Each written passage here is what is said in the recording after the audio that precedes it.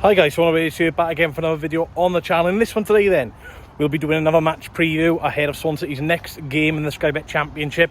And we are going away to Hillsborough, Sheffield Wednesday. The last championship game before the first international break of the season. Now, as you can tell, not in my usual scene. And there will be a very big echo as I'm currently walking through a tunnel. But look, I still want to do videos, and at the end of the day, I'll have to do something like this because work comes first. So hopefully you can bear with me, really. But look, Sheffield Wednesday, we all know the situation they're in. A minimum out of 13 players amongst their ranks. A bunch of players leaving the club this summer, and obviously the manager, Danny Rowe, leaving as well. So, yeah, it's been a turmoil summer for Sheffield Wednesday. Something which, their fans aren't, which are used to, essentially, which shouldn't be the case. The EFL, they really should be stepping in. But they just seem to be taking a step back at the moment, as they've done previously with Reading, Bolton, Bury. So, at least Sheffield Wednesday at the moment can still fulfil their games. But look, Chansiri, he has ruined that club. He came in with ambitious plans, but the more the years went on, I don't think the guy had a clue what he was on about. Some of the rumoured things he wanted to do with Sheffield Wednesday, just absolutely ludicrous, really. But look, Sheffield Wednesday at the moment, they're not doing too bad, actually, in terms of, picking up points and getting some results.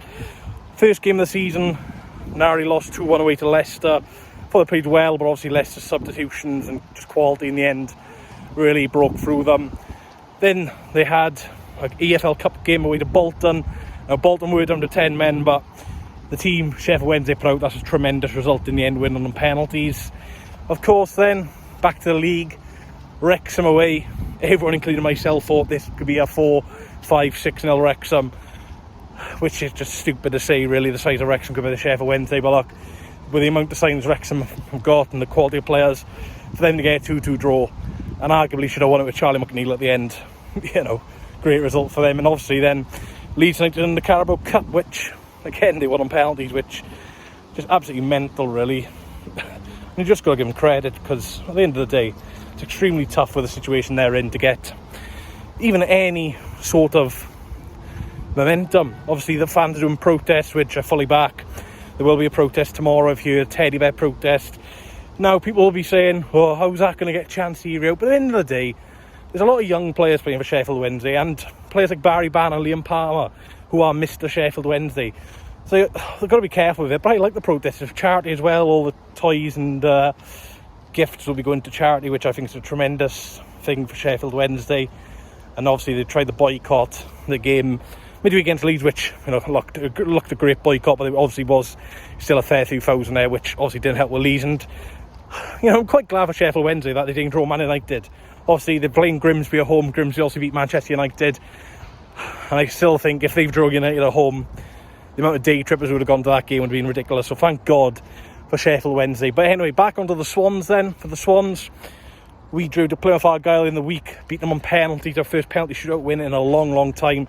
Had a very poor record, the Swans, with penalty shootouts over the last few years. But look, it's a game Swansea City should definitely be utilising the bench. Look, I'm not expecting the steamroll. As we've seen, Sheffield Wednesday have been competitive in every fixture so far this season. And with them having such a good result on, Tuesday, Wednesday night, whenever it was, it'll give the players a boost. And now, look, they still have some quality players regardless of their situation. Barry Bannon, he ages like fine wine. What a player. Liam Palmer, again, solid. Mr. Sheffield Wednesday. Ethan Horvath now. I don't really like him, obviously, his Cardiff connections. But look, he was awful against Wrexham, wasn't he? Awful. Did you see the goal they scored? Ethan Horvath and Danny Ward on the pitch. My God. Standard of goalkeeping in that game was abysmal. But look, fair play, did well in the shootout. But look, I fancy our chances, but Hillsborough is a tough place to go, obviously, like I said. If we can get an early goal, exactly what Stoke did. Stoke got a goal inside the first 2 minutes, quiet the crowd down.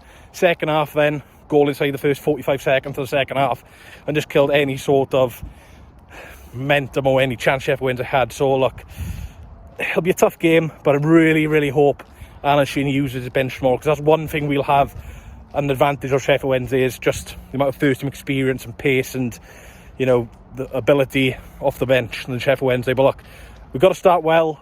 Can't let them grow into the game. Can't do any daft challenges. It'll be a tough game, like I said. Now, in terms of team news for Swans, Jay Fulton picked up a little bit of a knock against Plymouth Argyle. Now, say what you want about Fulton. He could have gone off, played with 10 men, but lucky he's a warrior, played through an injury, and it looks like he'll miss this weekend. So will Song. Unfortunately for him, he had a little bit of an injury midweek as well. Not a great start to the season for Song, but look, he's not been selected for South Korea, so he'll be able to rehabilitate. Can't get my words out. In other words, he'll be able to train with the team and get, fitness and stuff like that. Rehabilitate, that's the word I'm looking for.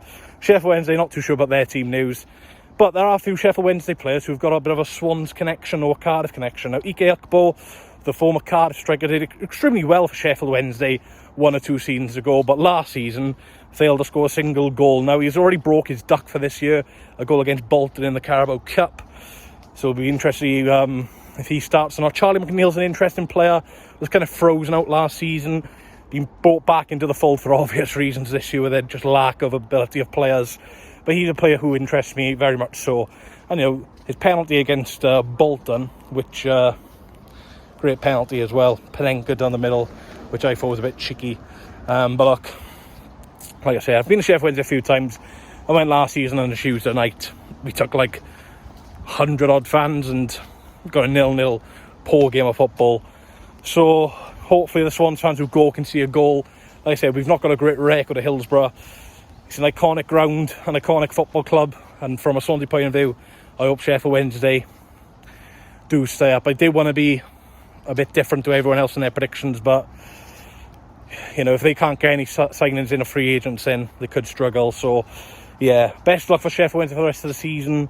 In terms of a score prediction for me, then I just know we're going to concede.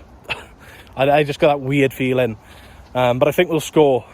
But I'll back us for a 2-1 victory for the Swans. Goal scorers, Jamal Lowe.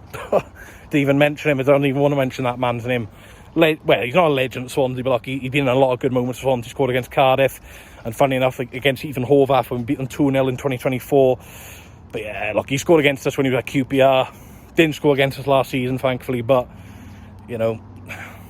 today's a new season, isn't it? But yeah, for Swans, I'll go for Liam Cullen. Needs a goal badly. Obviously, there's an impending striker imminent to Swansea City, Adam Ida. How that affects Xander Podnik's future, we'll wait and see. I think Podnik's going, but we'll wait and see until the deadline. And the other goal scorer, they should go for Ethan Galbraith, just because how good he's been. But anyway, if you did enjoy this different match preview in terms of the absolute scenery, please leave a like, comment, subscribe. Surprised it's not raining. The weather in Swansea, by the way, off topic, just abysmal, innit? Raining, everything like that. It's just, right, mate? But no, it's one of them. So if you do enjoy the video, please leave a like, comment, subscribe. Let me know your score predictions down below. Yeah, I'll catch you all in the next one.